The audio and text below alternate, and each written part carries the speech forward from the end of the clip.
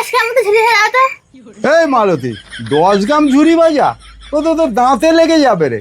আচ্ছা শোন মালতী, তোদের বাড়ির সামনে দিয়ে আসছিলুম আর ঝিরঝির করে বৃষ্টি পড়ছিল, কোথায় কিছু নেই দেখি 3টে বড় বড় কই মাছ ওখানে বেড়াচ্ছিল, নিয়ে এসে খেলুম।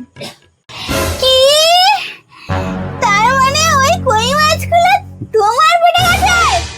হ্যাঁ, আমি তো খেলুম, কেন কি হয়েছে? আরে ওই কই মাছগুলো আমি এই 2-3 মাস আগে ওই ছিপ ফেলে ওই খেলা থেকে ধরেছিলাম, ধরে বালতির মধ্যে রেখে এখন ধরে বড় করলাম। সেদিনকে সব দেখছি বালতিটা কি করে উল্টে পড়ে সব পালিয়ে গেছে। আর তুমি ওইগুলো খেয়েছো? হ্যাঁ রে, তুই যে বালতির মধ্যে মাছগুলো রেখেছিলিস, কি খাইয়েছিলিস মাছগুলোকে?